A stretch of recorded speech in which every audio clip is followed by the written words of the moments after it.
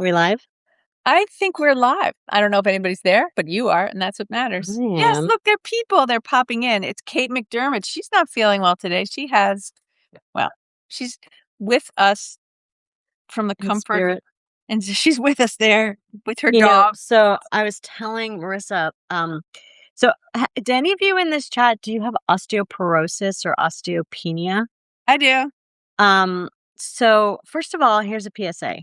When I went in to ask my doctor about it, she said, "You're too young to be tested.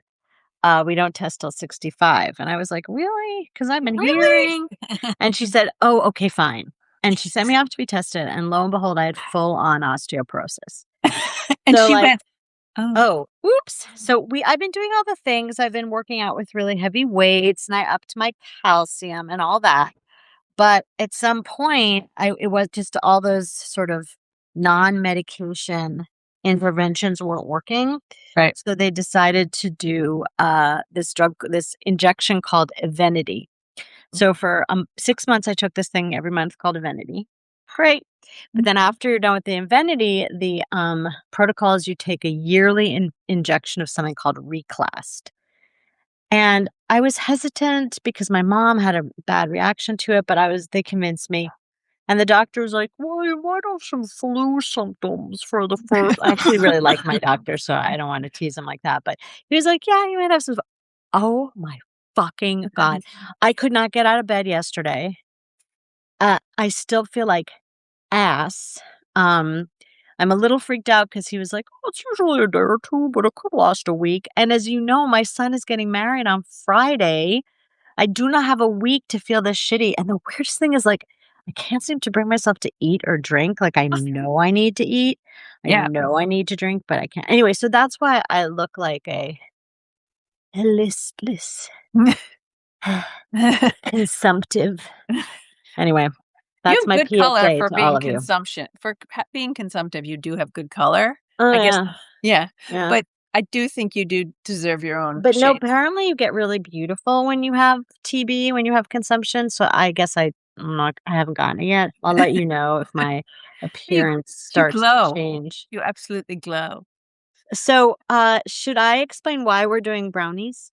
I think you should explain why we are doing brownies. And then I'm gonna Okay. talk about brownies, and then we're gonna talk about love, and then I'm gonna talk about how much I love brownies, and you're gonna talk about, like, real love. Okay. So, here's why we're making brownies. So, my son Zeke, age 29, is getting married. Woohoo! Wait, I have to turn on D&D. So my other annoying children can't Mm, bother me. So my son Zeke is getting married. He's 29. Nadia, his fiance, is 25. They're getting married on Friday. And we were trying to think like we weren't going to bake a wedding cake, right? That would be insane. But Zeke has always loved brownies. And this is actually, I debated whether I would tell you guys this, but I feel like people can sympathize with this. I had one of my best friends in the world through really no fault on my own, and I have had this adjudicated with other people, who now we'll judge. Go on. yes, well, I'm gonna tell you everything, but she cut me off. Um, Oh. Something happened, nothing to do with me, but she didn't wanna be my friend anymore. She actually Lucy in the footballed me because at some point she reached out again, and it was really nice, and I was like, "Let's take a walk," and she was like, "Oh, no, never mind, I don't wanna be your friend." So I was like, "Dude, how many times are you gonna do?" I mean, have any of you guys ever had, like, a friendship just ends like that? It's very painful. And this friend used to make Zeke brownies all the time for his birthdays, favorite treat. And I don't like chocolate, so I am not a brownie maker. So it was always really fun for him when she would come over on his birthday or just like randomly with a pan of brownies for him. So I was feeling really, I was like, we're just never going to get another pair of brownies. Blah, blah, blah, blah, blah. So Marissa was like, oh, stop whining and let's make brownies. Yeah. So that's why we're making brownies. Over to you, lady. So a mother's love, really. You're overcoming your dislike of brownies, which I think a lot of parenthood is about. Yes. Overcoming some dislike of something because your kids like it, Right. right? Right. Katie, have I been good at that? My daughter's over there. Have I been okay about that? She's smiling knowingly. Do you want some cash too? Yeah, she wants cash too. Yeah, whatever. So we're making brownies. It's actually a rejiggering of a recipe that I actually made for my daughter, which was a really fudgy brownie that had freeze-dried raspberries in it and was made with hazelnut flour because that gives it a sort of, I don't know, vaguely Nutella-y thing, and full of nutrition. I don't Uh, believe in mixing chocolate and fruit. I am morally, unless it's bananas. right, Bananas, I believe, are acceptable with chocolate. Keep your fucking chocolate covered strawberries and freeze dried raspberries out of my life. right. So that was what she said to me in that way that if only a friend talks to you. Yes, And in so my I was like, usual style of warmth and support. Oh, maybe that's why my friends stopped talking to me. never mind. I'm sure it wasn't you. Anyway, so we're making fudgy brownies today, and there are a bunch of little, like, I think we say in French truc, but we say in English tricks, and about how to make and keep them fudgy. I'm a little distracted because my cat is playing in his water bowl, just patting at the water and making water go everywhere. It's really quite cute. Okay, so what are the tricks? One is we're using melted butter, which makes it all easier to do. The other thing is we're doing it by hand. The other thing we're doing, So that's what I was going to ask you. No mixer? you can use a mixer, but one of the great things is it's a recipe that we can do while we're talking to Okay, the so people no of Earth. mixer. No So mixer. so I should melt my butter right You now. melt your butter, melt your butter. And we're going to add to that butter. Um, I don't know how, like, if we're on Zoom, you can't hear me crashing around. I don't know why they don't do that on Substack. It, like, yeah, some gives sex me sort out of this. got to get with it. We're going to add brown sugar and we're going to add white sugar, but more brown sugar than white sugar. Can we all guess why out there in TV land? Yes, you can, because brown sugar has more moisture. So it's going to hold on to that fudginess. What else are we going to do to make it fudgy? We're adding 3 tablespoons of oil. And like in at my great age, I have realized that the best way to make cakes and brownies is to do a mix most of the time, some of the time, of butter and oil. Butter gives you all the yummy flavor and fat that you like. Oil gives fat, but also holds on and holds moisture for longer. So that's why we're adding oil to it. Are you all with me? I'm going to add it to the melted butter. Oh my God, you're so far ahead of me. Well, this is sort of what I do for a living. Like if I said, do you have a plot treatment for whatever? You'd probably be like, yes. Are you head up in like wedding details, like wedding stuff? Well, yes. Sort of, you know how at the end of the sort of last minute, has anybody ever had a wedding for their kids? Um, No. it's Please tell there's us what it was always like last in the minute comments. drama. And so we're in the last minute drama part of the planning. I planned my older daughter's wedding myself. She went up into her room after they announced they were getting engaged, and she came down about 20 minutes later and she said, "This is stupid. I do not want to do this. This is just incredibly annoying. You plan this thing." Right, And I was like, "Okay." I mean, and I've, like, worked in television. Putting on a wedding is just not that hard. So in right. 5 days, I had the whole thing planned soup to nuts. But my daughter-in-law is much more interested in planning her own wedding. So I have not really been involved much in the process except to write checks. But Whew, now we are all hands on deck. wow. And is it Can what kind of everybody please ignore that I'm putting a plastic bowl in the microwave? Just shush. should Shush. she? None of us can see. It's okay. And obviously, all you folks out there in Substack Live Land, if you have questions, thoughts, commentary, we're here for it. We can take it and we want it. So please lean in. And I'm sorry you can't actually talk to us. That's a failing of Substack Lives, not ours. We'd have you chat with us. And maybe someday we'll do some other thing that isn't Substack Live. Right now I'm cracking some eggs with sunny yolks. What Um, what size bowl are you doing, Marissa, using so I can see? I'm doing a bowl that looks like this. Oh, And why do I use a larger bowl? Because whisking needs more space so that it doesn't end up all over the right. counter. Let me get a big bowl. Maybe that plastic one wasn't a great idea. No, I'm just saying, I don't want to judge. She's under a lot of pressure. Um, Is this bowl okay? let's see. Oh, that's beautiful. It's a Heath bowl. There's a Heath outlet in Sausalito near where I live. If anybody, it's like literally worth coming to the Bay Area for. Oh my gosh. Marissa gets on plane, comes immediately. That's what a great thing to be able to do. I am sitting here separating an egg that does not want to be separated from its yolk. Gross. And then I'm going to wash my hands because it's covered in yolk. Anyway, my friends, the other secret of this is that you add 2 eggs. Obviously, that adds lots and lots of moisture, but you also add an extra egg yolk. If you look at any of my cookie recipes, you'll also see that the extra egg yolk adds a lot of moisture, adds chewiness. And now I'm going to start whisking. And when that gets annoying for you guys out there, let me know and I will stop whisking and do something else. Because I don't have to make it all, but it is a great arm workout. Anyway, I like whisking by hand. You can really see the change in things. And if you don't want to whisk by hand, I'm not going to stop you using a mixer. That's all. We're really going for something, though. You're going to see the entire batter lighten up when it gets a little more air into it. And you're going to want it to create what we call ribbons. And I'll show you when I get to the ribbon stage. You're going to have to let me catch up so I can make sure I'm doing ribbons. Absolutely. This way I can be ahead of you because I'm better.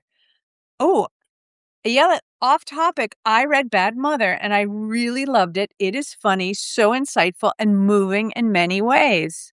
Thank you. I wrote that a long time ago when my kids were small.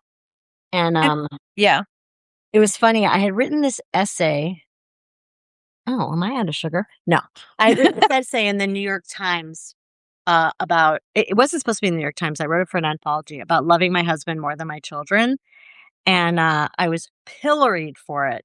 And then eventually I wrote this book called Bad Mother, which is sort of a collection of essays about motherhood. And my friend Daniel Handler, when I was looking for a subtitle, he said, you should subtitle this book, Remember When Ayelet Waldman Went on Oprah and She Had No Book to Plug? Here's the book. What were you doing on Oprah and what was it like?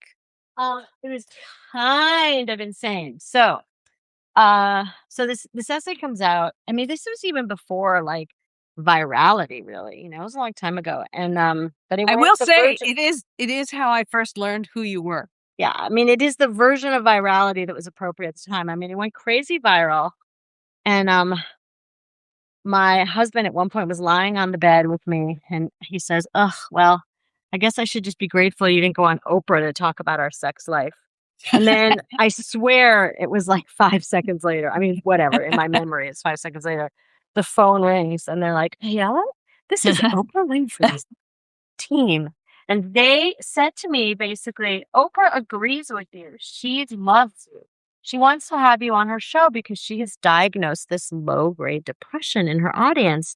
And she feels like you've sort of hit on why. So I thought, oh, I'm going to go on Oprah and defend myself. It's going to be great. And then when I get there, there's like, I'm sitting there getting makeup. By the way, can I just say the lighting that Oprah has is the best lighting in the history of lighting. Better than my own kitchen out here in New Jersey? Yeah. Pinching your cheeks. Crazily enough. Oddly enough. Crazily enough.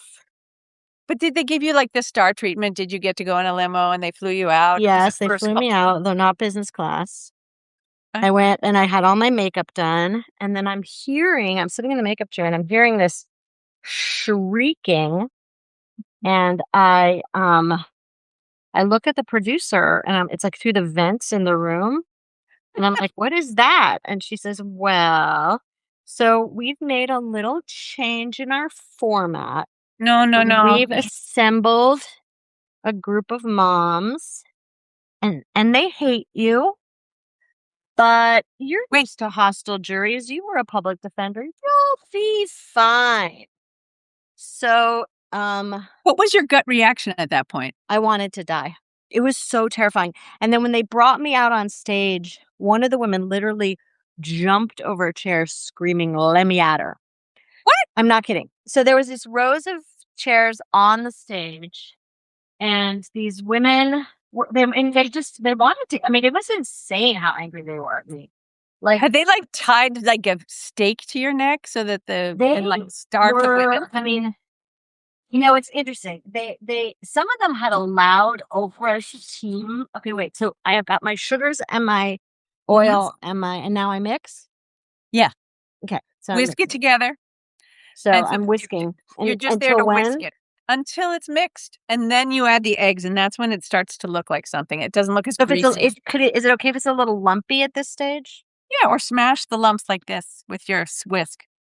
That's what it's supposed to look like? No, that's after the eggs. That's after the eggs where it's all smooth and creamy. Yours probably looks a little greasy and gross. Yeah. Okay, so I sit down, I'm fucking terrified. It's funny because my husband, I was used to hostile juries. I was a criminal defense attorney.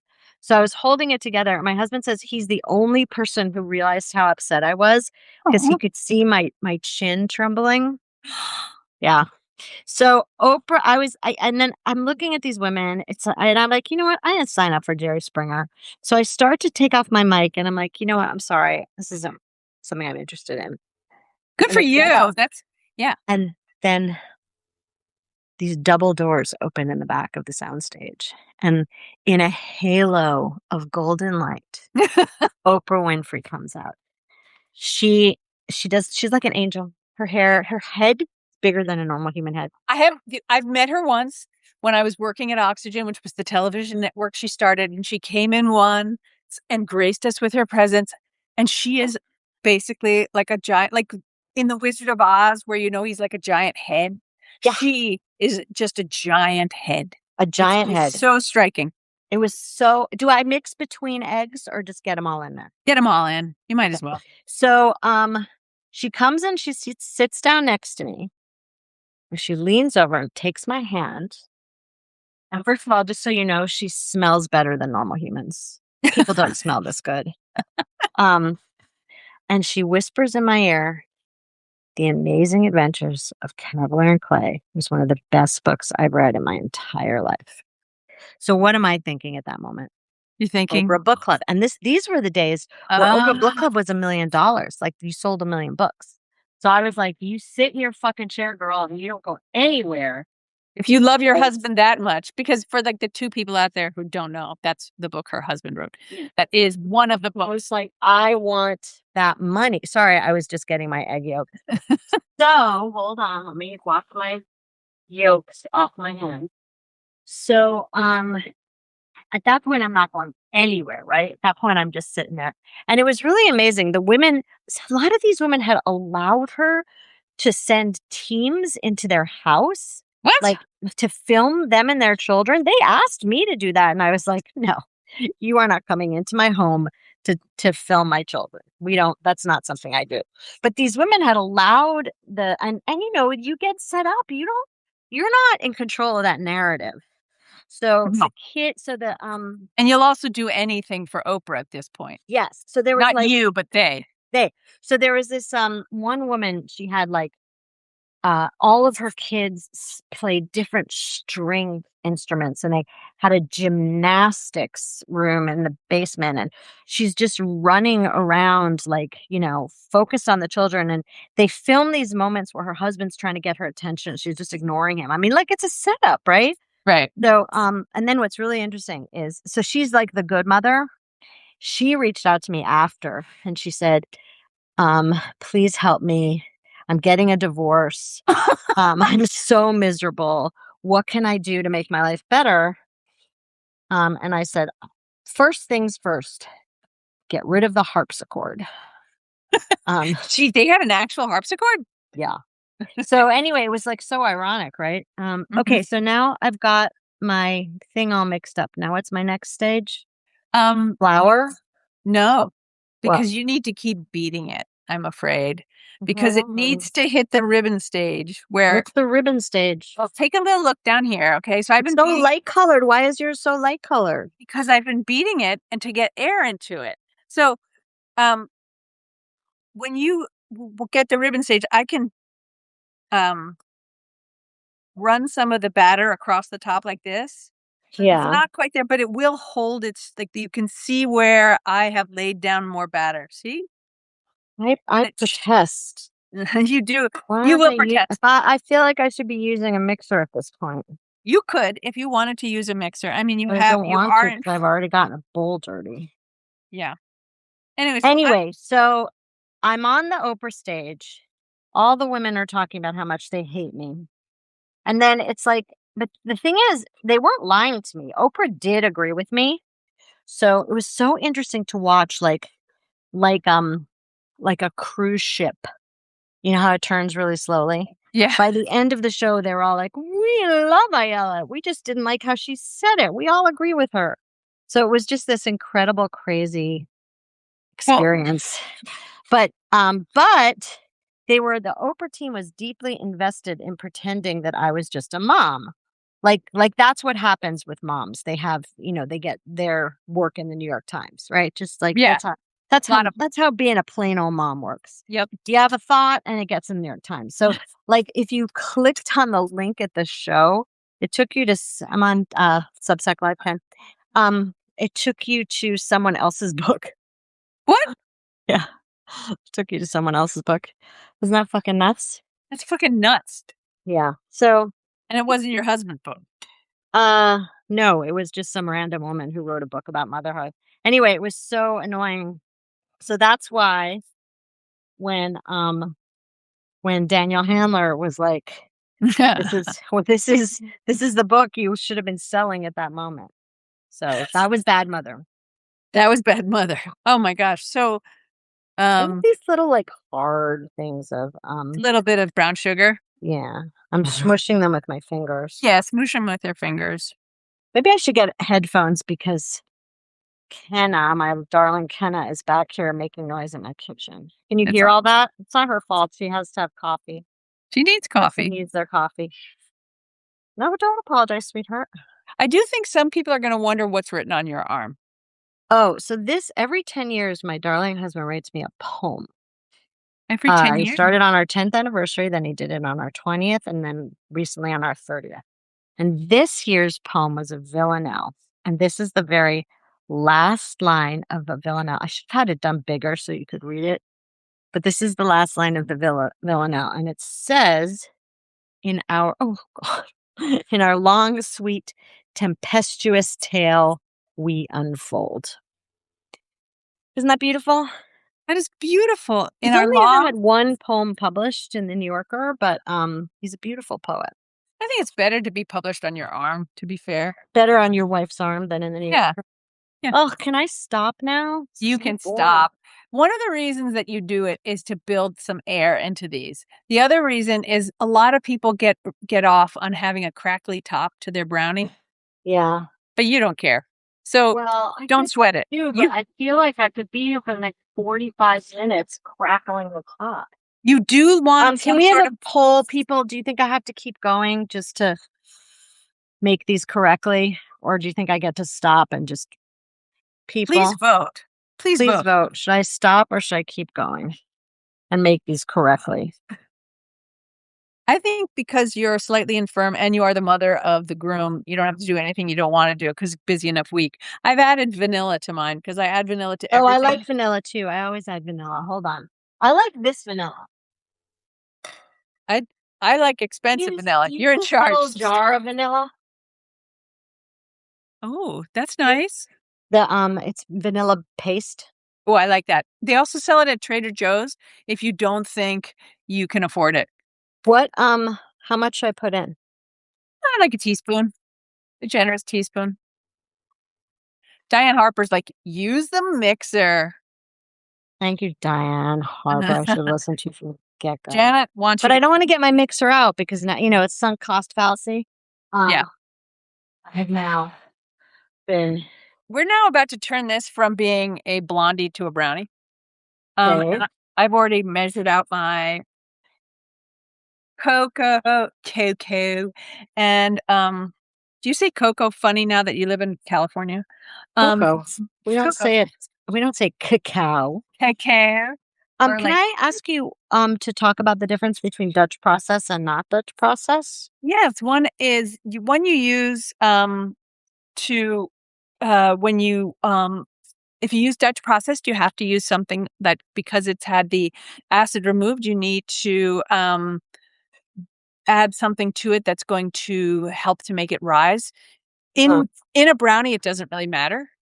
I mean, I'm sure like fancy chefs would say it does matter. I don't think it matters. I think the trick here is to use the nicest quality cocoa you can find. Right now I'm using how much do I Ghirardelli. put in? How much Dutch process? Well, In grams? 84 grams. 84 grams. I have to say, I know it's precious, but weighing has totally transformed my baking. And okay, so that I don't have to be the person who goes on about it. First, I don't think it's precious, but yeah, you go tell them why. Why has it changed your baking? It's just because the getting your cup measurements are rarely really accurate. So if you weigh, you can get down to like the half gram, and and baking is chemistry, as we all know, as Yes. Marissa has told us. Baking is chemistry, and we want to get it right. Yep. 84 grams. So I have this little handy dandy scale. It works great. 84 grams. 84. Mhm. Well, You're going to see that I'm now just using my spatula. I almost called it a scalpel. I don't know. Nouns are weird. To just fold it in just a the little bit, cocoa. the cocoa. And then I'm So going to I add shouldn't be using my whisk now. Whisk is done. whisk done. Whisk done. And then I'm going to add coffee to mine. Oh, I'll copy too. The idea is that you're adding hot liquid to it. You're adding hot water or you're adding hot coffee. Oh, I better heat up my coffee because I was going to use coffee behaviors in the fridge. to help. In the coffee bottle. How much coffee? 2 tablespoons. And it's Cold going to coffee, okay. no, you should be hot because you want to bring the heat. The heat's going to help the cacao bloom and bring out its flavor. Does anybody out there like brownies? Anybody out there? What? Does anybody out there not like brownies other than you? I cannot stand. I'm just not a fan of chocolate, really. I mean, I like milk chocolate. Yeah. Ideally, like Swiss. That's really namby pamby. But I'm super sensitive to bitter. I don't. Ugh. If I'm getting cocoa everywhere, should I put some more in? Because it's all falling all over the place. Did it go poof? I have it on my arm, so it's not that I don't wash, it's that I have cocoa that went poof on my arm. So one of the reasons that this is your recipe is I'm adding milk chocolate to it, which is not something I normally do. One of the things about milk chocolate, look at these handfuls of milk chocolate. Oopsie, dropped on the floor. Wash it off. One of the reasons one of the things that's happened lately is that milk chocolate is really hard. Good quality milk chocolate is really hard to find. You can get a big milk chocolate bar at Trader Joe's. That's good. But the old standards like Lindt all have natural and some artificial flavorings in them to boost the flavor of the milk chocolate, as opposed to the chocolate I'm using right now, which is made by a company called Tony's Chocolonely, which is also That's like what I got too. wholesome and good because they pay their farmers directly and stuff like that. Okay, so I've got my cocoa mixed in now. I had my coffee, my hot coffee. How much? 2 tablespoons? 2 tablespoons and just gently fold it. And you do not want to overbeat this. You don't want to develop any gluten. You just want this like fudgy mass. Oh, wait, when do I add my flour? Oh, you didn't add the flour? Oh. I should have added my flour before my The cocoa. coffee? No, together or one after the other. Doesn't matter. Whisk cocoa flour and salt. Okay. Yeah, so just fold in the flour and the salt. Salt's sort of key, especially if you're using milk chocolate chips. And also it brings out the flavor, right? 80 grams of flour. And the really nice thing about Toganese, if this is an unpaid promotion, God, I wish they'd pay me because everything costs so much. But anyway, it's an unpaid promotion because it's just milk and sugar, some soy lecithin to help it hold its shape, and cocoa. So that makes it really good. Or maybe chocolate solids or something like that. I could look at here, shall we look at this? Let's look. Cocoa, sugar. I ripped all. How much salt? Half a teaspoon. I'm just gonna grab milk, sugar. Yep, it's good. Cocoa butter for fat. Look at the chunks in here. 'Cause I'm using really big old chunks. So it's when you slice into these, you're going to see big old melty chunks. That's my daughter. I was making sounds at. Okay, flour getting everywhere. Oh my God, I'm laying waste to this kitchen. Wonder if I can somehow convince my husband to clean up after me. Can you trade him cleaning duties for a brownie? He likes chocolate, You right? know, it was so funny. The other day we were figuring out something. We have this because we work in Hollywood. We have something called a loan out company, which is how to get paid in Hollywood through this corporation. Ours is called Escapist Fair. Uh-huh. And I needed him to do something, and I said, "Technically, you're my employee." Just because he doesn't have a head for business, so I'm the sort of boss of Escapist Fair. And he texts back and he says, in quotes, "Technically." So I bet I could get him to clean up this kitchen. Okay, See, flour in. that's its own love Coffee affair right creamer. there. Someone who'll clean up the Is kitchen. anybody else making this while we do this? Am I the only one making it? I think you're my employee right now, baby. So it's 2 tablespoons of coffee. 2 tablespoons of coffee. Stir it in. What else are people doing as they're doing this? Are they tending the weeds in their garden? Are they sitting poolside, sipping their early morning mimosa? Are they cleaning the bathroom? Very interesting to know what you're all doing out there.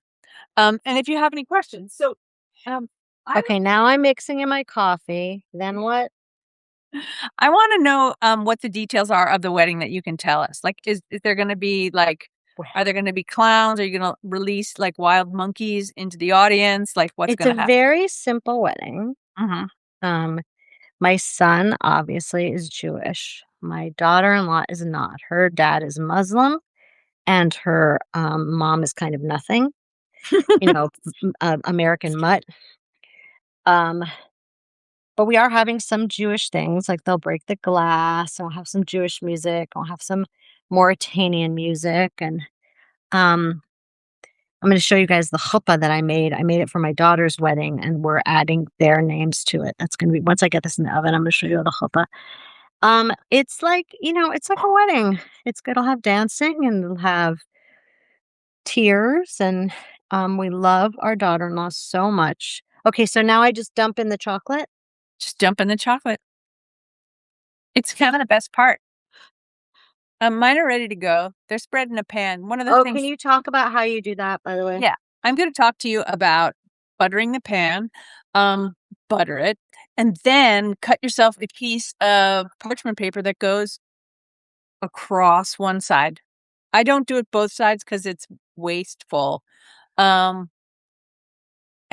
I do that because then when it comes out of the oven, I'm just going to run a knife down the sides and then lift it out of the pan once it's cool. Don't lift it out before it's cool or it will break. But Maybe I once should have it's cool, gotten my pan out earlier because now I'm going to have to make this hellish sound. Dig through this pan drawer. Everybody, just for your ears. okay, everyone, Bang. everybody, little. Oh, I know. Oh my God. What is that? I'm sorry. It's like an old time radio show. Where's my fucking brownie pan? You can use a circular pan too if you want. Oh my God. Where's my brownie pan? Do you have a cake pan by any chance? Okay. Do we have a crisis? To the people who just joined us, Question for you. Here's a question. Mm. Can I use this? Of course, that's So perfect. butter it. Butter it. But what about the whole thing of the... Don't worry. They'll Okay. sweat it. Okay. I don't think Ayelet needs the extra, you know? You can just turn it out upside down. You can upside down it and right side up it. And then people, friends, I'm so tired. She Everybody just feels sorry for me. well, one of the people watching is laying in bed recovering from surgery. Are So you? What she did you have? I mean, if it's not too nosy. Please, do you have any photographs you can Do you have anything you could share? Any like incredibly intimate personal detail? We're here for it. We're the ones. I'm gonna put it in the oven. Butter, and then I think I have an idea for the I think I have an idea for the parchment paper. I'm going to show you in a second. Okay. And I wish I could say I didn't see this on Instagram, but I 100% saw it on Instagram. Ooh, cervical spine fusions. Okay. Ooh, ouch. You doing okay, Um, honey? You in pain? we're wishing you the best. We sure are. That's Um, brutal. I'm having a hard time getting my head around the fact that it's August 1st. I think it's the back to school thing that kind of gets me when I go But to the are grocery. your kids are in college, or do you have anybody in high school? No high school kids, but I teach too. So I mean, I teach college. So once You do? What do you teach? Journalism? I teach journalism, Where do you teach journalism? I teach journalism at Montclair State University, the alma mater of people like Bruce Willis. Amazing. And do you Um, love it? Do you like teaching? How does I it feel to love it. teach? I love it. It was one of those things I just sort of someone was like, "You want to do that?" Because they have lots of adjunct professors, because that way they don't really have to pay Yeah. people who've spent their entire lives building up experience a lot for their time. If I told any of you, if I made any of you guess how much an adjunct professor earns at a state university that has one of the best communications media schools around, I have to say, even though it's a public school, I mean a public university, but all the people who work in Montclair teach there, and we've all worked at all the media outlets in New York City, and so that's what we do. But you want to guess how much a person earns? Go on, try.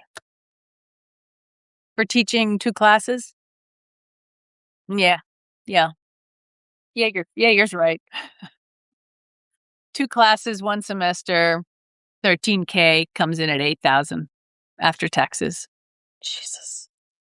Okay, so this is what I learned on Instagram. You like crinkle it up, Yeah. and then you can kind of shove it into an oddly shaped pan. What do you think? If it's working for you, then it's working for me.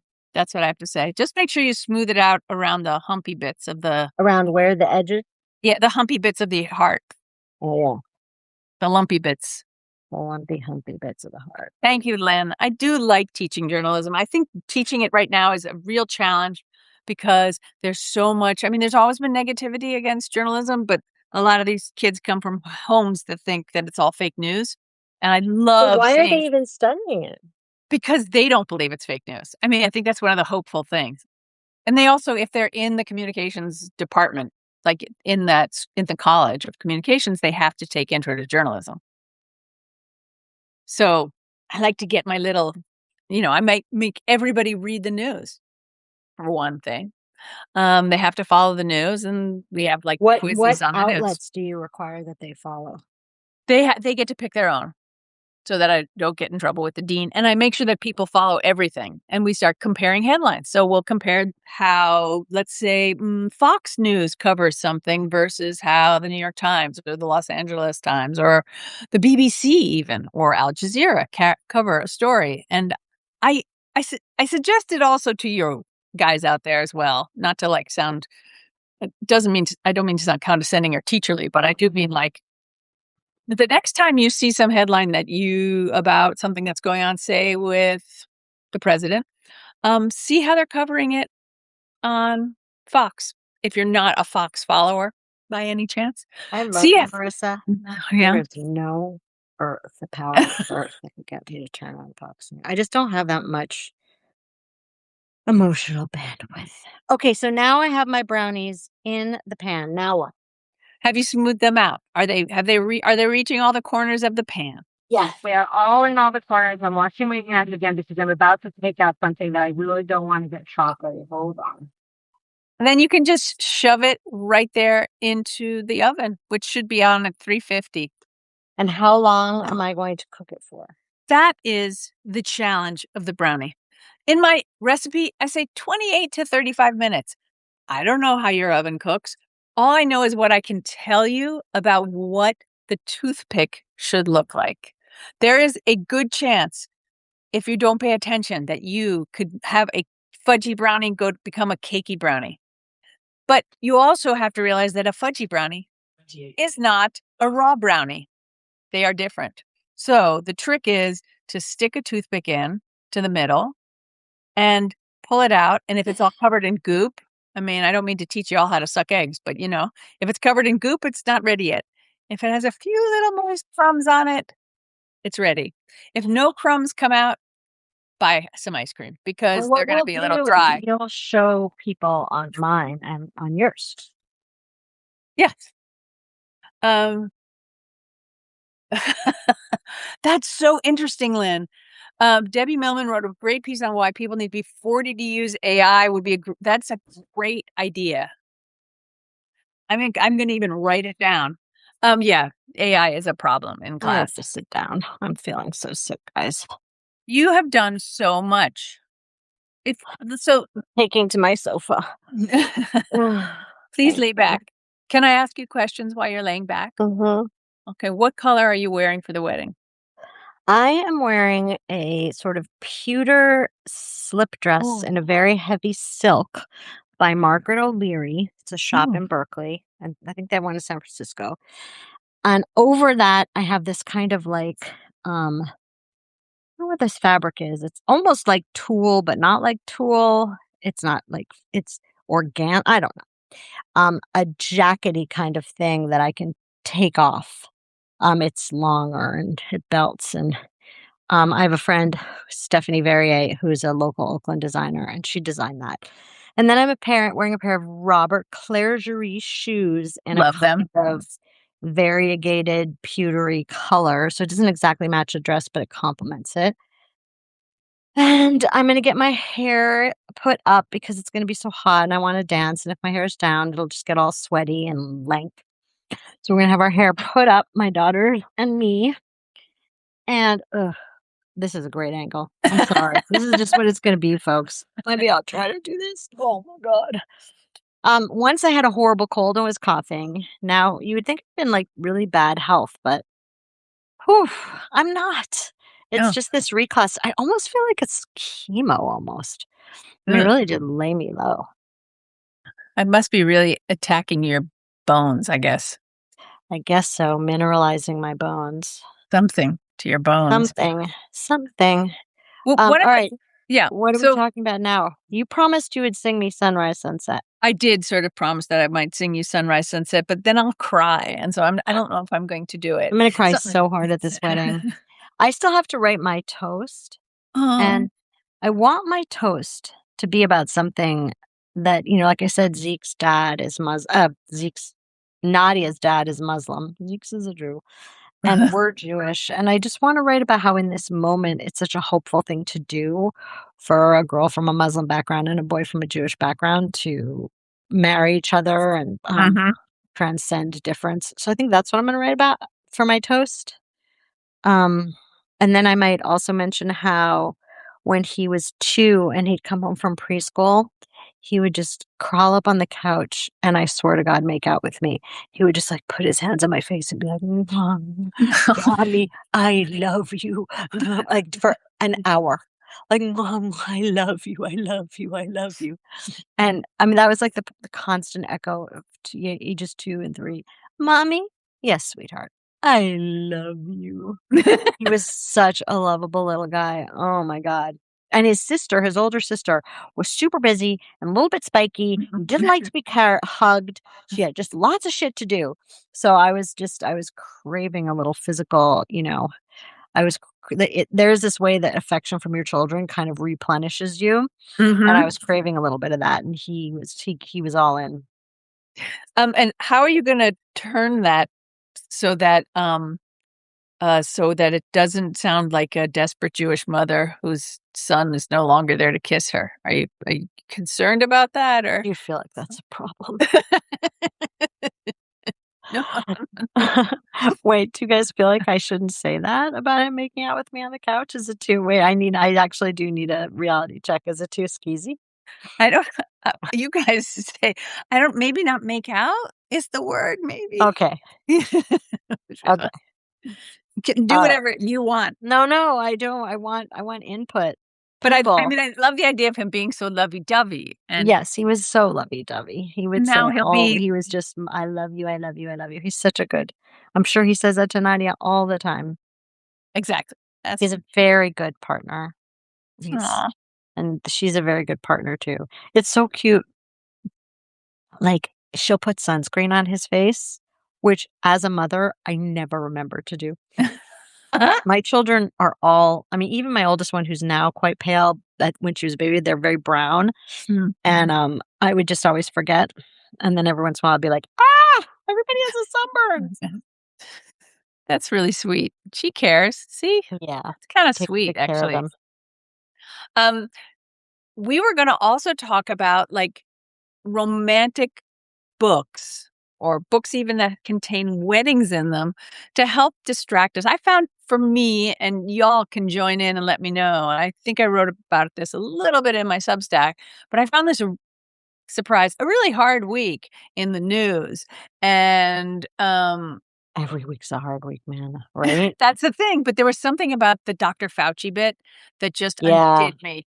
Seeing this man who's worked so hard all his life to care for other people, um, to be pi for to them try to pillory him in public, for Rand Paul to bring out his personal diaries, which include Dr. Fauci writing down how he would reach out to Stephen Miller's wife when she was sick with COVID and, um, offer her advice, and when she was pregnant, advice that he offered her, and so now that this has come out, um, what's her face? Stephen Miller's wife, whose name is Katie. Katie. Oh, God, maybe that's why I've repressed it because my daughter's name is Katie. Katie has denied it. And she's done it like 3 different levels of denial. "Oh, no, no, that's not true. Oh, well, maybe it's true, but I only was nice to him because, and now it's like, well, it's all bullshit. He wanted to try and help me. He wanted to get in with us sort of thing." And you're like, "What disgusting people." And it just really put me off. And I I feel I had a Fauci Christmas tree ornament. I think this is what I think about Fauci. I think he did an incredible service to this country on over and over again on HIV, AIDS. Mhm. Um, I do feel like he made mistakes, but the whole PPE was a mistake. The closing the schools was a mistake. But the thing about it is we did not know. We didn't know. And I understand why he shut down the conversation about lab leaks. I happen to be a lab leak conspiracy theorist. Um, but I understand his motivation, but I do feel like at some point there should have been a decision that more information is better. And that when you don't know something, you have to say you don't know. And you have to say that we don't. So I'm not sure that would have prevented him from being pilloried, but I do think that would have been the more mature and sensible approach. I wouldn't want my emails, like about his celebrity stuff. I mean, this is a celebrity sycophantic culture. I mean, that's why Trump is president. Yeah. So I'm not surprised. I'm maybe a little disappointed that he seemed so interested in celebrities, but I also don't understand why. It's just to embarrass him and humiliate him. But also, Like, it who was isn't, it was If, his like, Julia his Roberts was sending me presents, I would have been in my diary, I would have been like, "That's so cool." yeah. Also, it was his diary between him and the piece of paper. It Yeah, I mean, wasn't like, you ever show meant your to be. worst side in your journal. The only time I ever wrote a journal that was meant for other people to read was when I was, like, 10, and I thought I would think, "One day I'm gonna be famous, and people are gonna read my diary and whatever," and I tried to write it in this, like, tone of voice, which you read it now, and I think the word the kids would use would be cringe. Cringe, and it Um, is cringe, but it's also that's what we do, right. we are cringe to ourselves, and So I also found it depressing. And I mean, I have a hard time even believing that we went through that period. I don't know if I mentioned this last time. I had just started, one of those books that are like a 5-year line a day calendar. Yeah. So I started it on the January before COVID. Yeah. And And it's a really amazing, like, book of memories because there's a line somewhere in March. And it's like, what is this coronavirus thing? Yeah. And then it takes us through that whole first year. And it's also, there are for personal reasons, last year was a very, very challenging year for my family. And so, like, again, I'm on year 2 of the next one, and I'm just like, "Oof, last year was rough." So it is I highly recommend keeping one of these because you never know what's gonna happen in the world, and it's actually kind of an interesting, artifact. do you write it just for yourself, or do Oh, you yeah. think people will Yeah. read it? And, like, who wants to read, "Oh, had dinner with Sean and Desi." I'm not saying who Sean and Desi are, I'm just telling you I had dinner with. Right, right, right. Or My or in-laws are kept we at war with Iran now? We seem to be.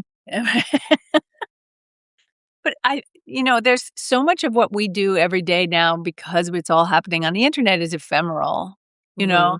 Like, at one point, my husband did this wonderfully, I wouldn't say romantic thing, but caring thing, which was after my father died, he captured all of our emails together that my father and I Aw, had, and he printed them out. that's so lovely. And that was like 12 years ago, and I still haven't looked at it Oh, because really? I mean, that'd be just too much. It's because those are real conversations, but I hate the idea of those conversations. Like, those conversations were the way my father and I talked in real life as well as because Mhm, we spoke in, like, quips basically mhm, to each other, and that's kind of how our email went. And so I'm so glad that I have it, mhm. but I hate the idea of and as also the historian in me is like, "But when are people how are people gonna know, about the price of cheese, and how are they gonna know about, like, how Mrs. McGillicuddy felt about, whatever, It's interesting. It without is like people's a very diaries?" those journals are so important, and, I mean, Michael and I just sold our papers to the Beinecke Library a couple of years ago, our Yay. archive. And, the digital archive was as important as the paper archive. We had, like, 43 boxes of paper, but we also had countless bytes of, Yeah. data, and so they got all that. It was interesting trying to decide, like, what's gonna be embargoed and how long, and so Oh, interesting. mhm. I have a couple of friends who are very, very private, so I Mm, said, "You have to embargo this till after they die." fair enough. Um, huh. Uh, we were gonna talk about romance and, like, So do you so guys wanna see the chuppah I embroidered oh, for yeah, yeah, myself? I do wanna see the chuppah. I think the reason I started talking about the horribleness of Dr. Fauci was to say, I felt this week that I needed a break, that Mhm, I, was overwhelmed by, um for me, having to be like, "I'm on social media. Look, this person is getting more attention than I'm getting, over here," and that becomes, it kind of begins to, you can really let it eat at you when you're trying mhm, to, like, "I have to have this many followers, and I need to have and so 12,000 people need to look at this or else I'm not as good as" and it's exhausting. It's mhm. truly just an exhausting way to live, and I wondered, like, to myself, like, how did would J.D. Salinger do in a world like this, right? Like, I mean, would I think there's a certain prestige associated with mystique. I mean, there was for him even in his time, but, like, think about the writers who avoid social media. Zadie Smith doesn't do any social media, she has a flip phone, and, every once in a while, she publishes something in the New York Review books or the New Yorker, yeah. and I think that is such a great I wish I was like that. Unfortunately, I appear to be an attention whore, although leaving Twitter was huge for my state of mind. I'm still on Instagram. I've been doing a little more scrolling lately, so as of today, I'm putting myself on a no scrolling. I'm gonna take it off my phone. Um, uh, and I like Substack, but I'm a little concerned that Substack is turning into Twitter. the notes feature is Mhm. becoming more Twitter-like. Do you guys have that same concern? Like, I find myself having the urge to make quips and little rants and stuff, and I really do wanna avoid that. I find myself on Threads a lot, kind of enjoy oh, we're getting some love there. Oh, Fi fucking fi hate Threads. Threads has some really interesting, fun holes? I don't know if that's the word, threads to go down, which I find sort of enjoyable distraction, but it's eaten my life. It's not healthy. I So, can't stand it because of the incredible sanctimony. ugh, I mean, I have, like, you guys know I'm politically quite to the left, and there's some issues I'm very far to left on. But there's some issues I'm a pretty heterodox person when mm. it comes to politics. So I find a lot of this knee-jerk bullshit. Like, I don't wanna be told by a bunch of white women to watch my white privilege, you know? Get the fuck over yourselves, ladies. Um, and also, what have you done? What Right. have you done? Like, what activism have you done? And then maybe we can talk about what activism means. So I feel like Threads is a cesspool of that, like, hyper performative political nonsense. I find that in some of the threads that I'm on, but on Facebook, where and in places where that sort of holier than thou smugness shouldn't exist. Like, I don't know if any of you out there exist on any gardening websites. Gar- Gardening is really important to me. I look, here's what I picked from my garden today, right? Like, I got Oh, the beautiful. dahlias, I got the zinnias, I got some lovely scabiosa, which is my flower of the summer. Um, I love the stuff. Look at this one. It's got a really bright, you can't really tell. Anyway, it's bright and orange. Um, there are people out there who get on their very, very high horse about native plants and how you should only plant native plants. And if you don't plant native plants, then you are a very bad person. And it's like, well, I mean, it's a longer discussion for another day, but I don't need that in my life. I don't need somebody sneering at me. It's not high school. I got past that. Yeah.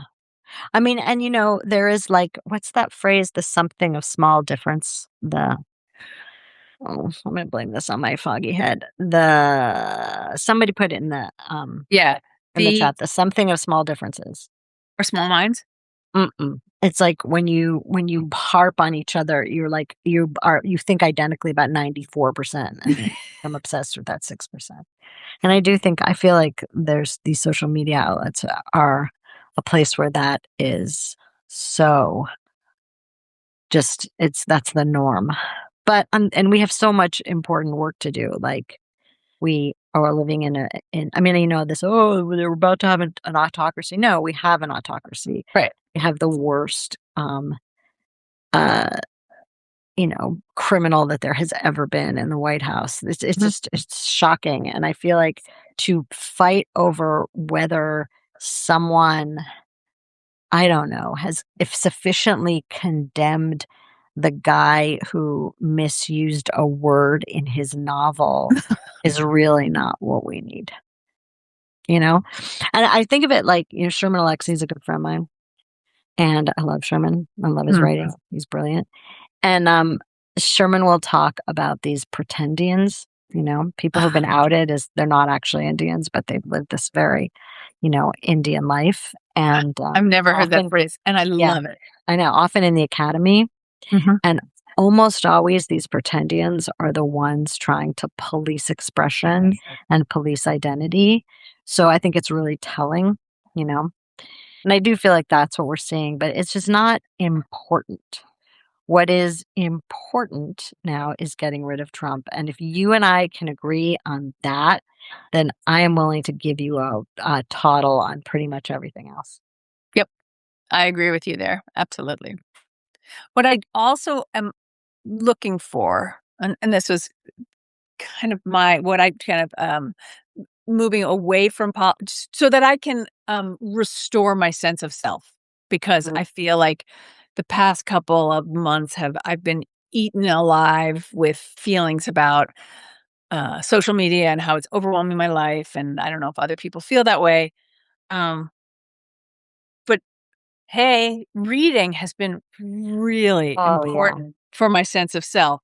And one of the things we wanted to talk about were very good. Like one of the today was sort of like romantic or wedding centric or whatever books. You know, it's interesting. There's an amazing person on Substack that you guys should all follow immediately named Naomi Alderman. She wrote The Power and a bunch of other books. Naomi is doing this couch to 5K for reading for people who are trying to like get, you know, themselves to read. And it's like there's all these different levels. Like you don't read at all. So if she's starting you on 5 minutes a day. You read, but you don't choose difficult things and you want to choose difficult things. So it's this great program. It's like an No, 8-week program. so it's So I Naomi highly recommend Alderman. going to Naomi Alderman's Couch to 5K reading program. Is that her name there? Naomi Alderman? Yes. Okay, great. Okay, that's where I'm gonna go and train myself. I'm I trying to read more difficult stuff. It's so interesting. I just read the Emma Klein book, the new one that was just nominated for the Booker Prize. And it's about a man who has dementia and is on his way to Switzerland to do assisted suicide. And it's in his mind, and it's so fascinating. Like, she manages to capture this incredible thing about being in his mind. And then as soon as I finished that one, I picked up the new Rachel Cusk, which is called M, which everyone's saying, "Oh, it's about Natalie Portman." And, but the thing about it is I felt like I was in the hands of the same character. Like, it felt like someone with dementia. It felt like someone so solipsistically focused on their own, like, and obsessed with this idea that were they real? I don't really understand. I'm, like, not someone who spends a lot of time wondering if I'm real, but Yeah. I'm real, like, for good or for ill. So I've never been a fan of Rachel Cusk, but it was so telling. Like, I had to stop reading because I kept feeling like I was back in the Emma Klein book, which I highly recommend you guys getting as soon as it's out here. It's such a good book. Okay, I'm gonna write these. I'll put these in my Substack so people And then can. I was thinking about do it. other books about marriage, obviously Pride and Prejudice, but I don't Yeah. need to tell you that anymore. But then also, uh, Tayari Jones has a book called An American Marriage, and it won the Women's Prize, and I'm sure a bunch of other prizes. And what I love about that book is it's not a cheerful, happy book, but it's a book about what marriage can and can't survive. Mm. I thought that was amazing. Those are my picks. And then last night I made this terrible decision, and I was in bed all day, and I watched the drama with Robert Pattinson and Oh, yeah. Oh my god, what a bleak fucking movie about marriage. Woof. yeah. That's my husband and I will occasionally go. Let's watch that, and then we'll read about. Then we'll remind ourselves what it's about. We're like, I don't think so. I don't think that's a romantic night in somehow. No. It's anti-romance. I was trying to think of books that actually had weddings in them, and I came up sort of short from my own experience. But I remembered, and maybe I'll tell people about this while you're want to get the chuppah and show them the chuppah. Mhm. You don't have to get up though. No, If I you have don't, to get up. I have to get up. I have to get no, up you to don't get have up. to get up. Oh, I can't believe I'm such a fucking I mean, you guys are gonna think I'm so weak and pathetic, Like you'll but I come back swear in to God, I'm September, not. man, I and you're swear gonna to be like, God, this is just a weird coincidence that twice in what I have had this. So during COVID, I started embroidering, which I had not done before, wasn't ever part of my life. And I embroidered "fuck Trump" on a few different things, and then decided the next step would be to embroider a 70 by 70-inch chuppah for my daughter's wedding. I ended up having to get bailed out by my son-in-law's mom, grandma, and sister and aunt because I was like falling so far behind. But this, friends, is oh my god, can you see it?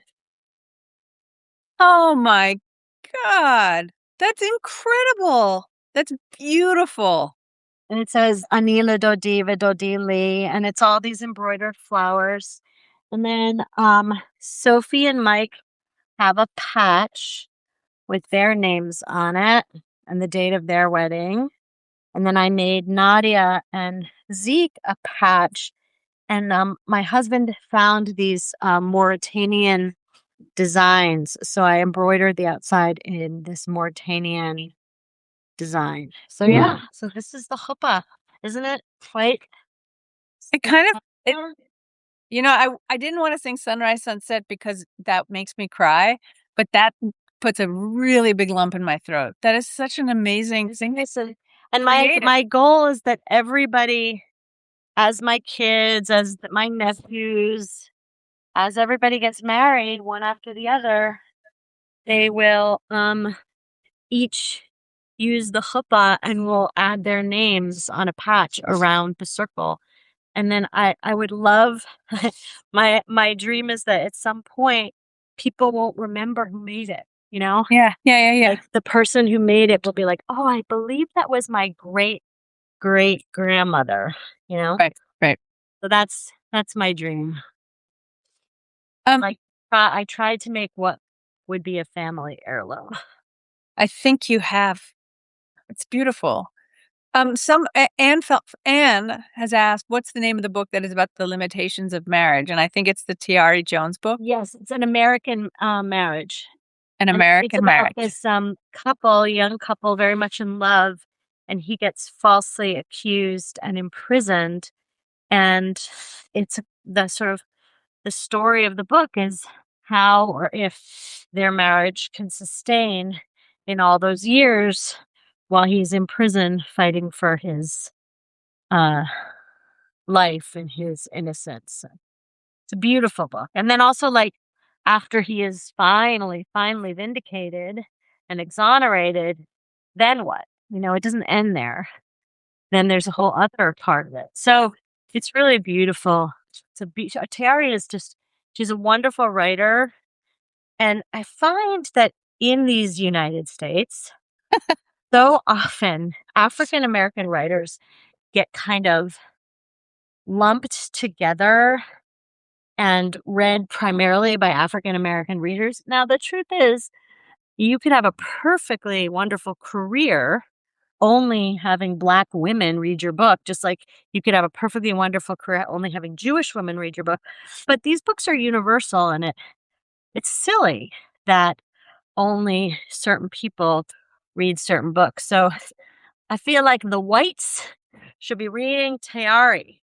So those of you who are among the whites, get thee to a bookstore. Her new book is called Kin. Ooh, Ken. Um, it's out now in hardcover. I have not listened to the audiobook. I think I've said I'm a huge audiobook fan. Haven't listened to the audiobook of that one, but I wouldn't be surprised if the audiobook was magnificent. Um, so yeah, go get Kin. Do I'm, yourself a favor. and remember, you can Beautiful also book. you can Go get read. American Marriage. Read another beautiful book. You can take audiobooks out of your local library. Something Yeah. also to remember. And you So can take audiobooks out of all the libraries. If you sign into something called Hoopla with your local library card, it gives you access to library books at almost every major American library. So often, I live in Berkeley where a lot of people read, and I'll go onto my library list and I'm like, oh no, can't yeah. find it on Libby. But then Hoopla has libraries all over the country. So I can often find a book that I'm looking for on Hoopla, even if I can't find it on Libby.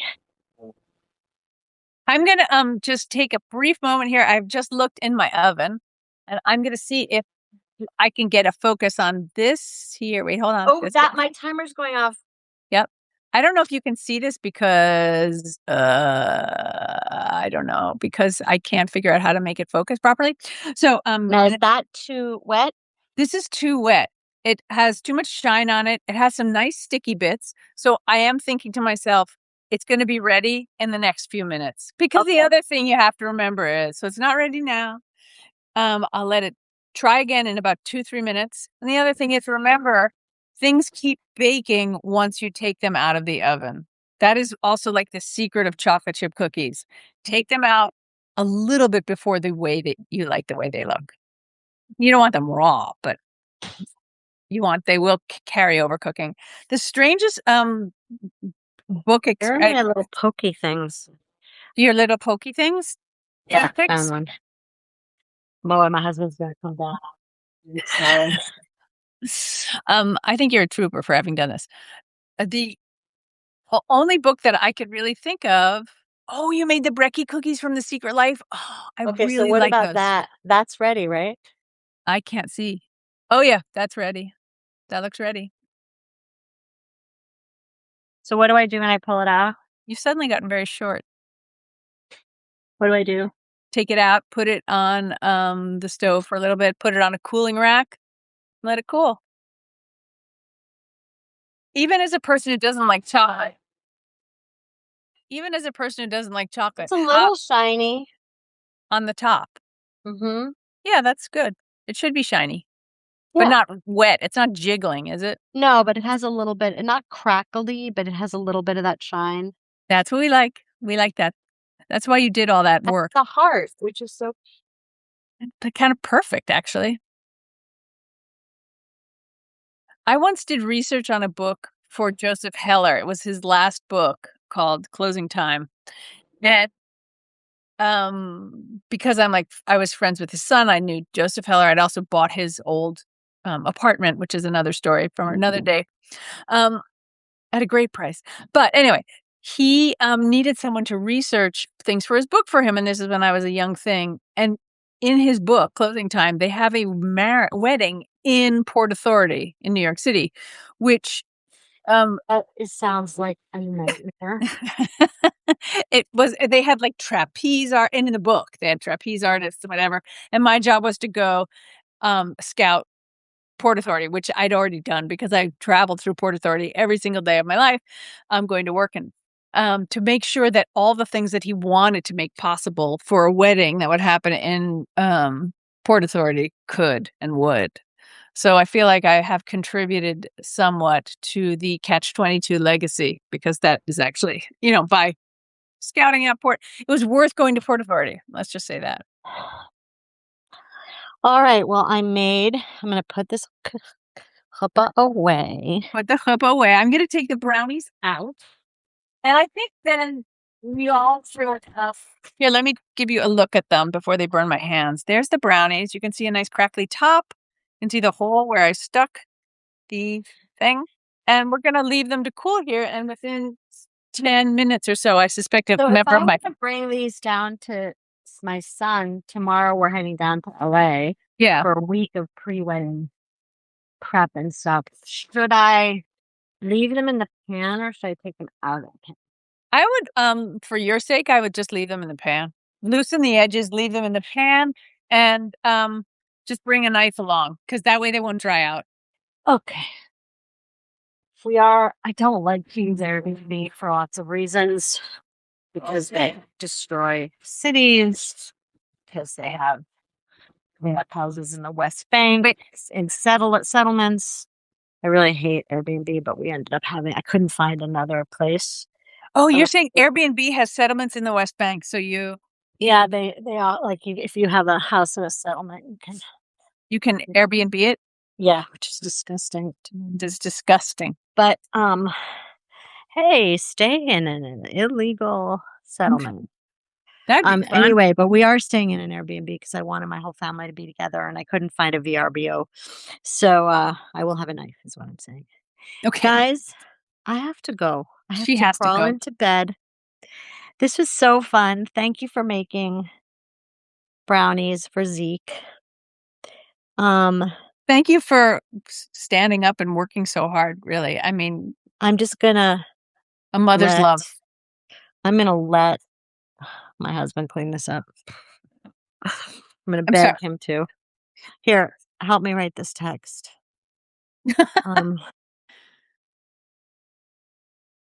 My darling, Marissa made me make brownies, but I feel so bad. I haven't cleaned up anything. It's totally her fault. Yep. And she's too much of a bitch to come here and clean it up. Also, she lives in New Jersey. Do you mind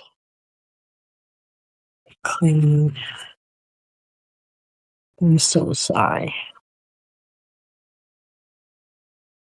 Are there any men here? Would that make you clean up the kitchen? I think if I took a look at you and how droopy drawers you are, I would clean up the kitchen for you. You don't seem like you're faking it. It seems I pretty am not genuine. myself.